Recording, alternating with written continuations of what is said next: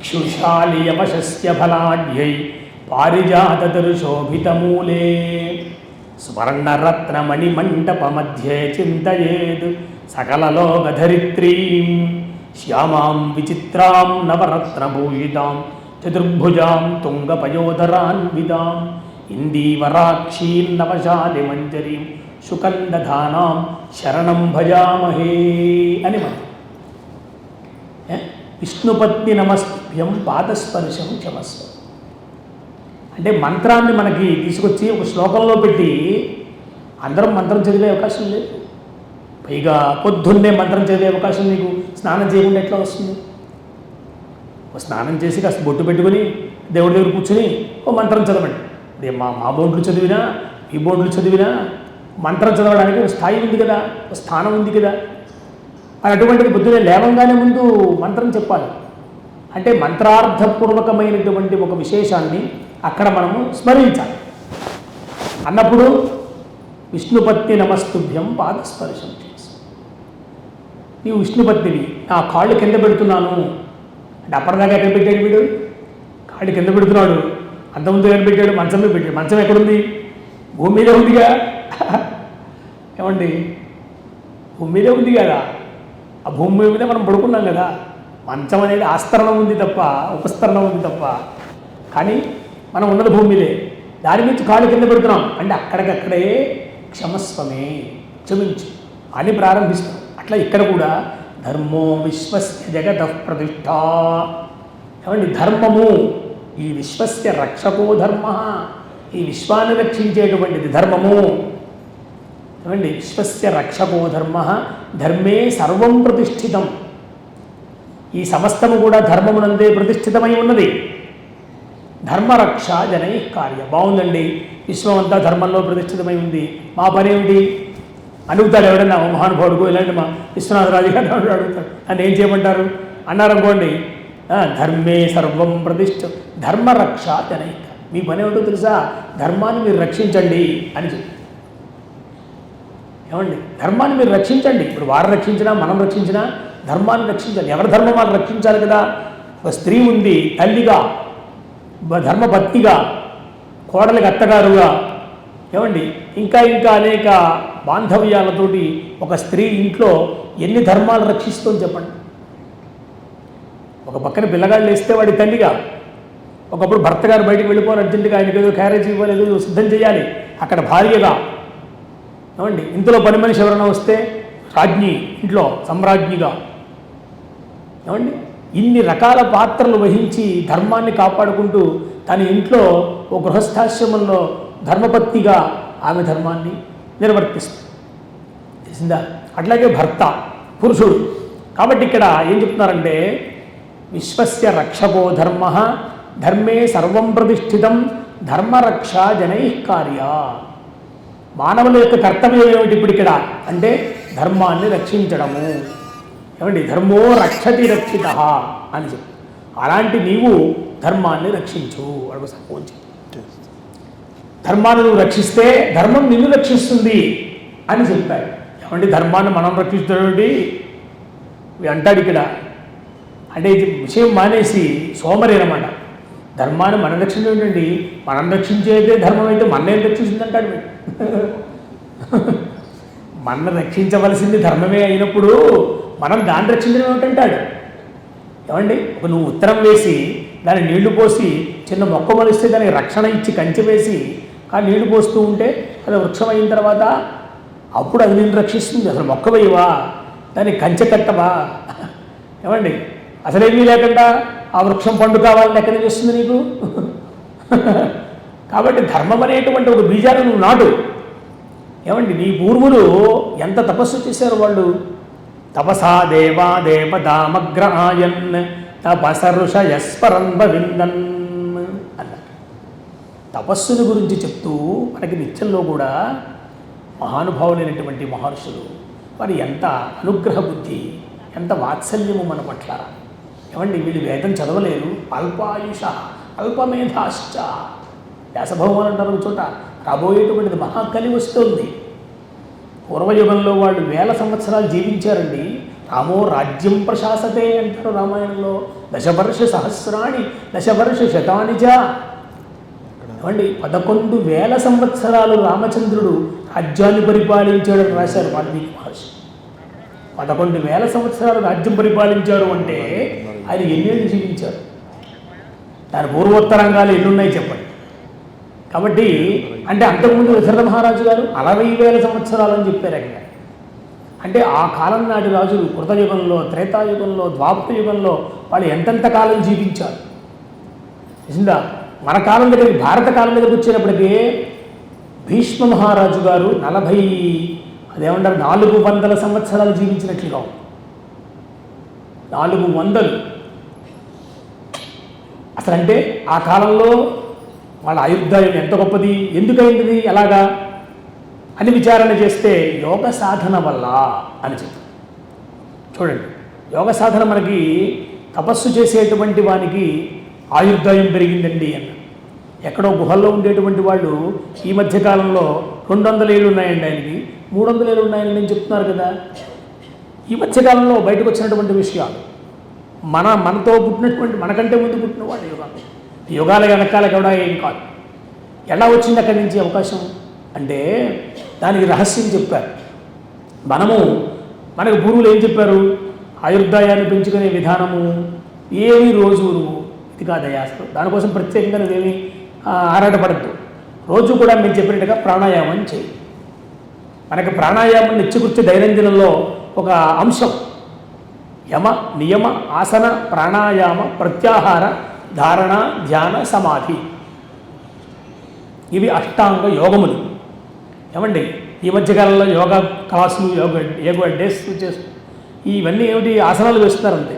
అవి కూడా వాళ్ళు కరెక్టే, మంచిదే కాదనం. శరీరాన్ని కొంచెం సాధనం చేసుకోవడం కోసం మాత్రమే అవి ఉపయోగపడతాయి. అది పెద్ద విషయం కాదు. యోగ విద్యలో ఒక చిన్న అంశం అన్నమాట ఆసనములు అనేటువంటిది. కానీ ఎంత విద్య ఉంది దానికి. యమం నియమం, ఏమండి ఆసనం, ప్రాణాయామం, ప్రత్యాహారం, ఇవన్నీ ఒక్కొక్కటిగా మనం చూసుకుంటూ పెడితే మన శరీరంలో ఉండేటువంటి అష్టాంగ చక్రాలకి సంబంధించినవి. మహీం మూలాధారే కమపి మణిపూరే హుతవహం స్థితం స్వాధిష్టానే హృది మరుతమాకాశముపరి మనోబిభ్రూ మధ్యే సకలమపి భిత్వా కులపథం సహస్రారే పద్మే సహ రహసి పత్య విహరసే అన్నారు శంకర్. నీ శరీరంలో ఉందయ్యా మొత్తం, ఎక్కడ పోతావు? అందుకనే గురువు లేనిదే ఎవడు తరించిన వాడు. ఈ మధ్యకాలంలో చాలామంది టీవీలో నాకు గురువు అంటే ఎవరు లేరంటే నేనే గురువుని, మీకు శక్తిపాత దీక్ష ఇస్తాను 10,000 కట్టేయండి, 10,000 కట్టే శక్తిపాత దీక్ష ఇచ్చేస్తాట, స్వర్గం కూడా అనుగ్రహించేస్తాడు ఇక్కడి నుంచి. ఏమండి ఆ స్థాయికి వెళ్ళిపోయింది వాళ్ళ పరిస్థితి. కానీ మరి మనలోనే ఉంది ఎక్కడికో. ఒక సద్గురువు అయినటువంటి వారు కనుక మనకు తగిలితే అన్వేషణ చెయ్యాలి. ఒక రామకృష్ణ పరమహంస గారు, ఏమండి ఒక నరేంద్రుడు మహానుభావుడు, వాళ్ళిద్దరు గురు శిష్యుల గురించి చరిత్ర చదవాలి. ఈయన వస్తున్నాడు అనేటప్పటికీ ఆయనకి తెలియకుండానే అసలు ఒళ్ళంతా కూడా ఒక అద్భుతమైనటువంటి ఆనందాన్ని పొందేసిందిట. వివేకానందుడు గుమ్మంలో చూడంగా ఆయన ఎవరో తెలియదు, ఈయన ఎవరో తెలియదు, వెతుక్కుంటూ వచ్చాడు. అంటే గురు శిష్య సంబంధం అలా ఉంటుందన్నమాట. ఒక తల్లి బిడ్డ, ఒక గోవు దూడ, వాత్సల్యం అని పేరు దానికి. వాత్సల్యం అంటే వత్స అంటే దూడండి. దూడకి ఆవుకి ఉండే ప్రేమని వాత్సల్యము అన్నారు. ఒక గురు శిష్యులకు కూడా అదే అన్నారు, తెలిసిందా? కాబట్టి ఎప్పుడైతే వీళ్ళు ఈ తత్వాన్ని, మనలో ఉండేటువంటి ఈ షట్చక్ర భేదం మహీం మూలాధారే, మనలోనే ఉందంతా కూడా. ఏ పంచభూతాత్మకమైనటువంటిది సృష్టి అంతా కూడా. ఈ పంచభూతములు మనలో ఉన్నాయి. పాంచభౌతిక దేహం అంటాం కదా, లోకంలో ఉండేవి 5 కదా. ఈ శరీరం ఒకవేళ నిజంగానే వెళ్ళిపోతే 5 కలిసిపోతుంది. 6వది ఉంది ఎక్కడా లేదు. పాంచభౌతిక వాయువులో కలిసిపోతుంది. అంతరిక్ష దేవత్యో వై వాయు అంట. తెలిసిందా? శబ్ద తరంగం ఎక్కడి నుంచి వస్తుంది చూడండి మీరు, అంతరిక్షగతమై ఉన్నది అని చెప్పారు. ఇప్పుడు ప్రతిదీ కూడా మనం ఇక్కడి నుంచి ఫోన్ మాట్లాడితే ఇక్కడి నుంచి పక్కనున్న ఫోను ఈ మాట అందులోకి వెళ్ళడానికి ఎక్కడికి వెళుతున్నది? అంతరిక్షంలోకి వెళ్ళి వస్తుంది అని చెప్పారు. ఎంత వేగంతో పెడుతోంది? ఈ పక్కనున్న మాట ఒరే అని మనం పిలిస్తే కంటే కూడా వేగంగా వెళుతుంది. అంటే ఎంత వేగంలో ఉంది శబ్ద తరంగం, ఎక్కడుంది అంతరిక్షం, ఎక్కడి నుంచి ఎంత దూరంలో చూస్తుంది మళ్ళీ ఇక్కడ వెనక్కి అన్నప్పుడు మన శరీరంలో మూలాధారం ఉన్నది. ఈ మూలాధారంలో ఉండేటువంటి శక్తికి ఏమండి ఈ భూతత్వము అని చెప్పారు. భూమి ముందు అందులో చెప్తారు ఒక చోట వేదంలో, ఆకాశాద్ వాయు వాయోరగ్ని అగ్నేరాప అభ్య పృథివీ పృథివ్యా ఓషధయ ఓషధీభ్యోన్నం అన్నాత్ పురుష అని చెప్పి జీవుని యొక్క పురుషుని యొక్క నిర్మాణము ఎక్కడి నుంచి వస్తుంది అన్నప్పుడు ఆకాశాద్ వాయు ముందు ఆకాశం, అక్కడి నుంచి వాయువు వచ్చింది. వాయోరగ్ని ఆ వాయువు నుంచి అగ్ని వచ్చింది. అగ్నేరాపహ ఆ అగ్ని నుంచి ఆపహ నీరు వచ్చింది. తర్వాత అభ్య పృథివీ ఆ నీటి నుంచి భూమి వచ్చింది. అంతే కదా. ఉన్నది మొత్తమంతా సర్వం ఆపోమయం జగత్. ఆపోవా ఇదమాసం సలిలమేవా ఏదన్నా చెప్తారు. ఏమండి అసలు ఉన్నది మొత్తం లోకంలో సృష్టిలో మీరే. ఏమండి ఆపోవా ఇదమాసం సలిలమేవా అని సప్రజాపతిరేక పుష్కర వర్ణే సమభవత్ తస్యాంతర్మనసి కామః సమవర్తత ఇదగుం సృజేయమితి అలా మొత్తం నీటిమయమై ఉంది. ఏమీ లేదు, ఎటు చూసినా నీరే. సర్వం ఆపోమయం జగత్ వేదంలో చెప్పిన మాట. అసలు సృష్టి రావడానికి ముందు ఏముందండి అని అడిగాం. మనమంతా ఎలా వచ్చాం ఆ వరస చెప్తున్నారు ఇక్కడ. ఏమండి వేదమే చెప్పాలి, ఏం చెప్పినా వేదం లేకుండా ఏమీ లేదు. బ్రహ్మగారంతటి వానికి కూడా మన లెక్కే ఉంది. బ్రహ్మగారు బ్రహ్మ విష్ణు మహేశ్వరులు ముగ్గురు, ఆ ముగ్గురు సృష్టి చేయడానికి సిద్ధపడ్డారు. మనం ఏమంటాం, బ్రహ్మగారు సృష్టించారండి, విష్ణుమూర్తి గారు పరిపాలించారండి, రుద్రుడు పరమేశ్వరుడు సంహరించారండి, ముగ్గురు 3 పనులు పెట్టుకున్నారండి. అంతే కదా. మరి పుట్టడము పెరగడము చనిపోవడం మాత్రమే సృష్టి అయితే మరి ఇందులో ఈ దానాలు ఎందుకు, ధర్మాలు ఎందుకు, ఈ దేవుడు ఎందుకు, మరి ఈ ధర్మ మార్గంలోని వాళ్ళందరూ ఏమైపోతారు? ఇది ప్రశ్నే కదా. అందుకని అమ్మవారి నామాల్లో చోట సృష్టికర్త్రి బ్రహ్మరూప. ఏమండి అమ్మవారు చెప్పండి, సృష్టికర్త్రి బ్రహ్మరూప, గోప్త్రి గోవింద రూపిణి, సంహారిణి రుద్రరూప, తిరోధానకరీశ్వరి, సదాశివానుగ్రహద పంచకృత్యపరాయణ. 5 పనులు ఉన్నాయండి లోకంలోనూ, 3 కాదు. 3 సృష్టికర్త బ్రహ్మగారు గారు చేసే పనులు 3 అయితే బట్టి మార్చేసుకోమన్నాం వెళ్ళి లోపలికి. కాబట్టి 3 పనులు కాదండి, 5 పనులు ఉన్నాయి. 5 పనులు ఉన్నాయండి. ఈ 5 పనులలో 3 మాత్రమే మనకి కనిపిస్తూ ఉంటాయి, మిగతా 2 కనపడలేదు. 3 ఏమిటి? పుట్టడం, పెరగడం, చనిపోవడం. మరి అందరికీ అదే మూసలో అందరూ కొట్టుకుంటామంటే మేము చేసుకోవడం ఎందుకంటే ఇప్పుడు చదువుకున్న వానికి చదువుకోని వానికి కనుక మేము అదేంటి మార్కులు వేసేస్తూ ఉండండి. చదువుకోవడం ఎందుకు? ఇప్పుడు ఐఏఎస్ ఉందండి, వాడికి ఇన్ని మార్కులు వస్తే వాడు ఐఏఎస్ అవుతాడు. లేదంటే వాడు ఏం చదవక్కర్లా, మేము ఇచ్చేస్తాం, మార్కులు ఇచ్చేస్తాం, లేదు మేము డిగ్రీ పట్టా ఇచ్చేస్తాం అంటే చదువుకోవడం ఎందుకు? ఇంకా ఎవడు చదువుకోడు కదా, ఎవరి స్థాయి వారికి ఉంది కదా, చదువుకున్న వానికి చదువుకున్నంత. కాబట్టి ఇక్కడ ఏం చెప్పారు? సృష్టికర్త్రి బ్రహ్మరూప, అమ్మవారిని వర్ణిస్తున్నారు. సృష్టి కాలంలో బ్రహ్మరూపమై ఉంటుంది ఆమె. బ్రహ్మాణి అన్నారు చోట. సృష్టికర్త్రి బ్రహ్మరూప, గోప్త్రి గోవింద రూపిణి అన్నారు. గోప్త్రి గుపు రక్షణే, పొందినటువంటి సృష్టి ఏదైతే ఉందో దాన్ని రక్షించాలి. ఊరికే పుట్టించడం కావు గొప్ప, రక్షించాలి దాన్ని. ఇప్పుడు సంసారంలో భార్యాభర్త ఉంటే వాళ్ళు సంతానాన్ని పొందినాక వాళ్ళు ఏం చేస్తారు? ఆ బిడ్డగాన్ని రక్షించుకోరా? అది పెద్ద కర్తవ్యం, అది మామూలు విషయం కాదు.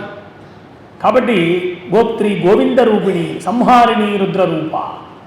సంహార కాలం ఉంది మళ్ళీ ఆమె చేస్తోంది, రుద్రరూపిణి చేస్తోంది. రుద్రాణి వైష్ణవి, బ్రహ్మాణి ఉంది కదా, మరి ఆ పేర్లు ఉన్నాయి కదా. కాబట్టి ఆ రుద్రాణి అయి సంహరిస్తుంది. తరువాత ఇంకా ఉంది కదా, తిరోధానము, ఈశ్వరత్వము అని చెప్పారు. ఈ మూడే ప్రధానంగా అయితే మరి ధర్మాత్ములందరూ ఏమైపోతారు, దానం చేసిన వాళ్ళందరూ ఏమైపోతారు? దానం గురించి చెప్తారు ఒక చోట, దానేనారాధీరపానుదంత దానేన ద్విషంతో మిత్రాభవంతి దానే సర్వం ప్రతిష్ఠితం అన్న.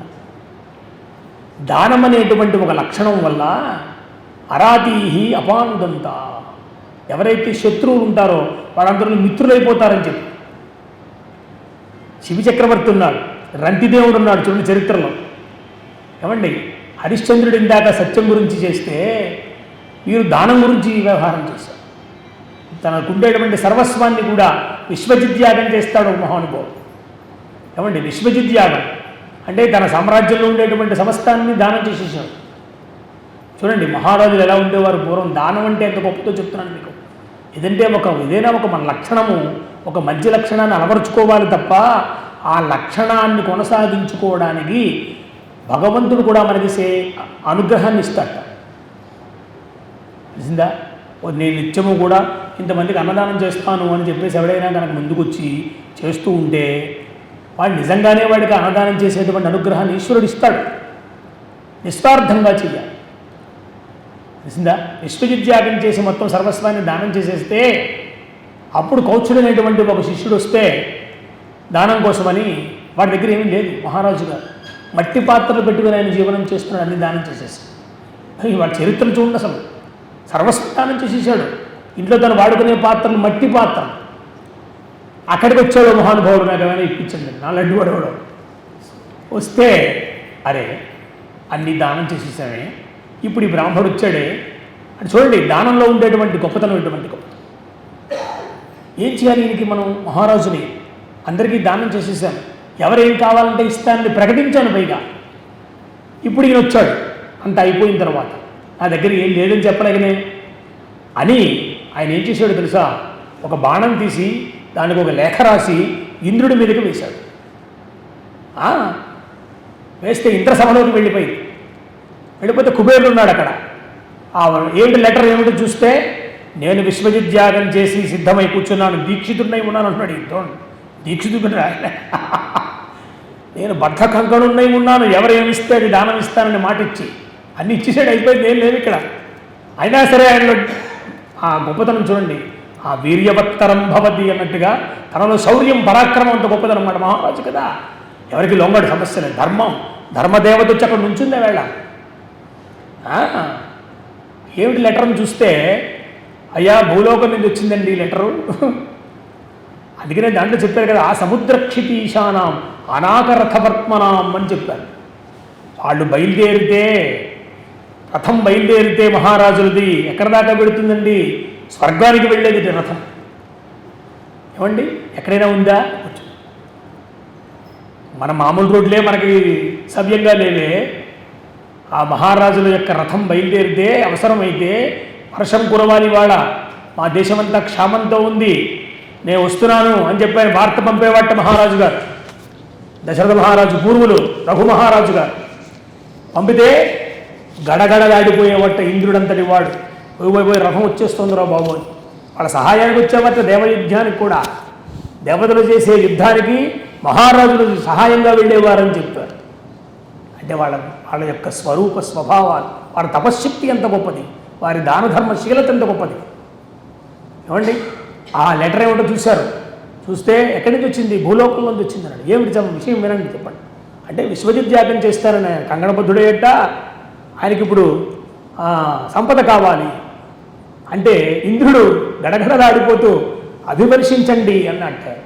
అభివర్షించండి, ఏదో మూటిచ్చి పడి వెళ్ళరమ్మల్లా, ఓ 1,00,000 రూపాయలు పెట్టుకెళ్ళి ఇమ్మల్లా వర్షం కురవండి అక్కడ అన్నారు.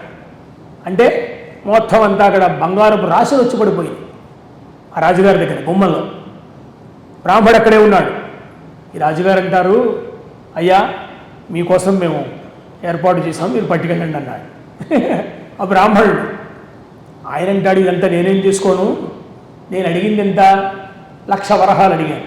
ఇవన్నీవి 1,00,000 కోట్ల వరహాలు. ఇవి నేనేం చేసుకోను మహానుభావ, నాకు కావలసిన నాకు ఇప్పించండి వెళ్ళిపోతానంటాడు. ఈ రాజుగారు అంటాడు, మిగతావి నేనేం చేసుకోను, నీకోసం పట్టుకొచ్చాను, అభివర్షణం చేశారు ఇక్కడికి ఇంద్రుడు, మీరే పట్టుకెళ్ళండి వీరంటాడు. నాకు వద్దని ఆయన అంటాడు. ఇట్లా కొంతసేపు జరగడం జరిగింది.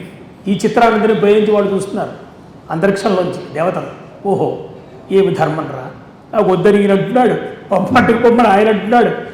వీరిద్దరి మధ్యన కూడా ఎటువంటి మాత్సర్యం లేదు కదా, ఇది కదా ధర్మం అంటేను అనుకున్నారు.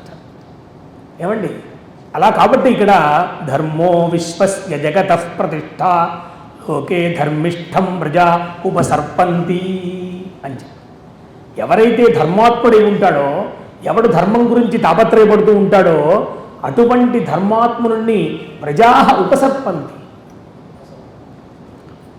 అంటే కూడా ఉండేటువంటి ప్రజలున్నారే వాళ్ళందరూ కూడా అనుసరించి నడుస్తూ ఉంటారు. అంతే కదా. మరి మనకి భగవద్గీతలో శ్లోకం లేదండి, ఒక అద్భుతమైనటువంటి గీతాచార్యుడు మహానుభావుడు చెప్పాడు. ఏమని చెప్పాడు? ఎవరైతే ధర్మాత్ములై ఉంటారో యద్యదాచరతి శ్రేష్ఠ తత్తదేవ ఇతర జనా స యః ప్రమాణం కురుతే లోకస్తదనువర్తతే. ఒక కంచి పరమాచార్య స్వామి, ఏమంటే ఒక రమణ మహర్షిగా, ఇంకా మహాత్మా లాంటి వాళ్ళు చాలామంది లోకంలో మన కాలంలో వాళ్ళు, నిన్న మొన్నటి వాళ్ళే కదా వాళ్ళందరూ, ఎప్పుడో వందల వేల సంవత్సరాల వాళ్ళు కాదు కదా. ఏమండి అలాంటి మహర్షుల్ని మనము ఇవాటికి అనుసరించి నడుస్తున్నాం కదా. కాబట్టి ఎవరైతే న్యాయ ప్రవృత్తితో ఉంటారో యాంతి న్యాయ ప్రవృత్తస్య తిర్యంచోపి సహాయతాం అపంథానంతు గచ్చంతం సోదరోపి విముంచతి అన్నారు రామాయణం. ఎవడు న్యాయ ప్రవృత్తితో ఉంటాడో వానికి పశుపక్షాదులు కూడా సహాయం చేస్తాయి. చేయలేదా మరి రామునికి? ఆయన న్యాయ ప్రవృత్తితో ఉన్నాడు కాబట్టే ఉడుతో వచ్చి సహాయం చేసిందండి. కపిధ్వజులు కోతులందరూ వచ్చి సహాయం చేశారండి. ఆయన మహాత్ముడే, కానీ మహాత్ముడుగా ఎక్కడా ప్రకటించలేదు. రుద్రుడంతటి వాడు, బ్రహ్మంతటి వాడు వచ్చి నువ్వు మామూలు వాడివి కాదయ్యా, నువ్వు మహాదేవుడివి, కృష్ణుడివి, విష్ణుడివి, విష్ణుమూర్తివి అని చెప్తే ఆత్మానం మానుషం మన్యే రామంత జరదాత్మయం, నేను ఎవరినో నాకు తెలుసన్నాడు. రాముడంతటి వాడు సీతాపహరణం అయిపోయి సీతమ్మ వారిని తీసుకొచ్చిన తర్వాత ఈ సీతను మీరు ఏలుకొండయా, మీరు మామూలు విహారం కాదు, మీరు మహావిష్ణువు అన్నట్టే. వాళ్ళందరూ వచ్చారు, దేవతలందరూ వచ్చారు. వస్తే నేను ఎవరో నాకు తెలుసన్నాడు. ఆత్మానం మానుషం మన్యే రామం దశరథాత్మజం, నేను మనుష్య శరీరంలో ఉన్నటువంటి దశరథాత్మైనటువంటి రామ అనే పేరు కలిగినటువంటి వాడిని, నేను కేవలం సామాన్యం మానవుణ్ణే అనే చెప్పుకున్నాడు. నేను దేవుడిని ఎక్కడ చెప్తే వాడిని సంహరించడం కుదరదుగా. ఏమండి కాబట్టి అలాంటి అక్కడ రెండు చూసాం. ఏమండి దాంట్లో తిరిగించోపి సహాయతాం, తిరిగించ అంటే పశుపక్ష్యాదులు సహాయం చేస్తాడు. ఎవరికి? యాంతి న్యాయ ప్రవృత్తస్య, ఎవరు న్యాయ ప్రవృత్తితో ఉంటారో వాళ్ళకి. అపంథానంతు గచ్చంతం, వెంటనే పక్కనే చెప్పారు ఇంకోటి, అపంథానంతు గచ్చం, ఎవడైతే వెళ్ళకూడని మార్గంలో వెళతాడో, అపమార్గంలో ప్రవర్తిస్తాడో వాడిని సోదరోపి విముంచతి, సోదరుడు కూడా విడిచిపెట్టేస్తాడు అని చెప్పాడు. అది చూశాం అక్కడ. రావణుడు ఏమయ్యాడు? తన సొంత సోదరుడు విడిచిపెట్టేశాడు మరి. ఎందుకని? అపమార్గంలో వెళ్ళాడు కాబట్టి. తను ఎప్పుడు ధర్మాత్ముడే సోదరుడు, ఇతను ఎప్పుడు అధర్మాత్ముడే. హనుమంతుడంతటి వాడు మహానుభావుడు చెప్పాడు. నవవ్యాకరణ పండితుడు ఆయన, ఎంతో శ్రద్ధగా చెప్పాడు, వచ్చి మరీ చెప్పాడు, కోటలో ప్రవేశించి మరీ చెప్పాడు, బుద్ధి చెప్పాడు. విన్నాడా? లేదు. ఏమండి అంటే ఏమిటి? వినాశకాలే విపరీత బుద్ధి అన్నట్టుగా ఆయన చేతిలో ఆయన మరణం ఉంటే ఎట్టా ఊరుకుంటాడు? ఆ విధంగా దీంట్లో చెప్తారు, ధర్మో విశ్వస్య జగతః ప్రతిష్ఠ లోకే ధర్మిష్ఠం ప్రజా ఉపసర్పంతి ధర్మేణ పాపమనుదతి అని చెప్పి, ధర్మే సర్వం ప్రతిష్ఠితం అని చెప్పి. తరువాత దానం యజ్ఞానాం వరూతం లక్షిణే లోకే దాతారం సర్వభూతాన్యుపదీవంతి దానేనారాధీరపానుదంత దానేన ద్విషంతో మిత్రా భవంతి అన్నారు. దానం మనకి ఇవన్నీ ఉపదేశం చేసే వేదాలు. మీరు దానం చేయండి, ధర్మం చేయండి, న్యాయంగా ఉండండి, సత్యాన్ని భాషించండి, సత్యాన్ని భాషింపజేయండి, సత్యాన్ని భాషించండి. ఏమండి ఇవన్నీ చెప్తూ దానం గురించి చెప్పారు. దాతారకం సర్వభూతాన్యుపజీవంతి అని చెప్పారు. దానము చేయటం వల్ల సమస్తమైనటువంటి భూతములకు ప్రాణులకు సుఖాన్నిచ్చిన వానవుతావు అని చెప్పి దానం చేస్తాం. ఇప్పుడు లోకంలో మనం బయటికి వెళ్తే బిచ్చగాడు అడుగుతాడు, రూపాయి ధర్మం చేయండి అంటుంటాడు. అది ధర్మమా దానమా? వాడు ఏమనాలి? దానం చేయండి అనాలి. వాడు ధర్మం చేయండి అంటుంటాడు. చూడండి, అంటే పొరపాటే మాట. అక్కడ చేయవలసింది ఏమిటి? మనం దానం, రూపాయి వాడికి దానం ఇవ్వాలి. ఆ దానం చేయడం అనేది ధర్మం. చూసారా? అంటే వాడు ధర్మం చేయమని ఉపదేశిస్తున్నాడు మనకి. వాడి మాటలో ఎంత అర్థం ఉందో చూడండి. వాడికి తెలియదు, వాడికి ఏమీ రూపాయి ధర్మం చేయండి అంటాడు. అసలు మాట ఎట్ట పుట్టిందో తెలియదు లోకంలో. చూసుకోండి మీరు. దానం చేయడం అక్కడ అవసరం. రూపాయి వాడికి ఇస్తే మనం ఏం చేసాము? ధర్మం చేసామా? దానం చేసాము. రూపాయి వాడికి దానం చేసాం. దానం చేయడం అనేది ధర్మం. ఎందుకంటే నీ దగ్గర 10 రూపాయలు ఉన్నాయి కాబట్టి, మన దగ్గర సంపద ఉంది కాబట్టి, సంపదని నీ ధర్మం ఏమిటి? ఇప్పుడు దానం చేయడం ధర్మం. ధర్మం అంటే ఏమిటి? ఇప్పుడు ఇక్కడ రూపాయి వాడికి ఇవ్వడం ధర్మమా? ఇవ్వడం అనే పని ధర్మమా? ఇవ్వడం దానం, దానం చేయడం ధర్మం. చూడండి ఎంత దాంట్లో విషయం ఉందో. కాబట్టి మన ధర్మం ఏమిటి? ఎందుకని మనము త్యాగాయ సంభృతార్థానా దాంట్లో చెప్తారు. ఎందుకయ్యా నువ్వు ఇంత ధనాన్ని పోగేస్తున్నావు అని ఎవడైనా ప్రశ్నిస్తే త్యాగాయ అని చెప్పారు. త్యాగం కోసం. ఎందుకంటే భార్యా బిడ్డల్ని పోషించుకోవడం అనేటువంటిది సహజం, నీ ధర్మం. అది నువ్వు పోషించుకోకపోతే పాపం వస్తుంది నీకు. చూసారా? భార్యను ఏమని తీసుకొచ్చావు? నేను ఈ జీవితకాలం నిన్ను పోషిస్తాను. వేదంలో మంత్రాలు అవన్నీ కూడా వివాహం దగ్గర ఉన్నాయి. దాంట్లో సఖే సప్తపదే జుహోతి అని సఖే, హే సఖే అని సంబోధిస్తున్నాడు వాడు. ఏమని? ఆమెని అగ్నిహోత్రం చుట్టూ ప్రదక్షిణం చేసేటప్పుడు ఒక ప్రదక్షిణ మంత్రం చెప్పారు. ఆ ప్రదక్షిణ మంత్రంలో ఏముంది? నిన్ను ఇక్కడి నుంచి ప్రారంభించి నా జీవిత పర్యంతము కూడా మూర్ధానం పచ్చురారోహ నేను నెత్తి మీద పెట్టుకుంటాను. నేను నిజంగానే నెత్తి మీద పెట్టుకు తీసుకెళ్ళేవారు పూర్వం. అంటే చిన్నపిల్లలు చేసుకునేవాళ్ళు కాబట్టి. ఇప్పుడు ఎలా కుదురుతుంది? కుదరదు కదా. ఇప్పుడు పల్లకీలో పెడతాం, లేకపోతే కారులో తీసుకెళ్తాం, వేరే విషయం అనుకోండి. కాబట్టి అంటే నెత్తి మీద పెట్టుకోవడం అంటే అర్థం ఏమిటి? ఆమె మాటని ఉన్నతంగా ఉంచడము. ఇంట్లో సమ్రాజ్ఞీ స్వశురే భవ, సమ్రాజ్ఞీ స్వశ్రువాన్ భవ, అనాందరి సమ్రాజ్ఞీ భవ అంటారు దాంట్లో. నీవు నా ఇంటికి వచ్చిన తర్వాత నిన్ను నా ఇంట్లో ఒక సమ్రాజ్ఞిగా చూసుకుంటాను. చూడండి, స్త్రీలు పురుషుడు ఏం మాట ఇచ్చి తీసుకొస్తున్నాడు ఇంటికి అగ్నిహోత్రం దగ్గర వివాహంలో. తన దైనందిన జీవితంలో ఎవరికి మాట ఇచ్చాడు? అక్కడ అగ్నిహోత్రుడికి. ఎందుకంటే అక్కడ అగ్నిసాక్షి వివాహం. వివాహాలు చాలా రకాలు ఉన్నాయి. ఇప్పుడు జరిగే వివాహాల గురించి మనం మాట్లాడుకోవట్లేదు, తెలిసిందా? అసలు వివాహంలో ఇప్పటికీ మన ఇళ్లలో వివాహం అంటే అగ్నిహోత్రం ఉంటుందా లేదా? అగ్ని ప్రదక్షిణం ఉంటుందా లేదా? సప్తమేపదే జుహోతి 7 అడుగులు నడిపిస్తున్నాడా లేదా? వివాహానికి ఒక పేరు కూడా ఉంది, సప్తపది అని కూడా ఒక పేరు. సప్తపది, పాణిగ్రహణం, ఉద్వహం, వివాహం, ఎన్ని పేర్లు చూ. ఉద్వహం, ఉద్వహం అంటే ఇంతకంటే పూర్వము లేని దానికంటే ఇప్పుడు విశేషమైనటువంటి ఒక బాధ్యత వివాహానికి పేరు. బాధ్యతే కదా మరి. అంతవరకు వాడు బ్రహ్మచారి, ఈమె బ్రహ్మచారిని, ఇద్దరికి ఏమీ పెద్ద బాధ్యత లేదు. ఇప్పుడు బాధ్యత వచ్చింది. ఇద్దరు వివాహం చేసుకున్న తర్వాత భార్యగా ఆమెకు వచ్చింది, ధర్మపత్నిగా, భర్తగా ఈయనకు వచ్చింది. వీళ్ళిద్దరూ కలిసి దంపతులయ్యారు. మళ్ళీ వాడిద్దరికి ఓ సంసారం, వ్యవహారం, మళ్ళీ పిల్లలు. బాధ్యతే కదా. కాబట్టి ఈ సప్తపది చేసినప్పుడు చెప్పిన మంత్రంలో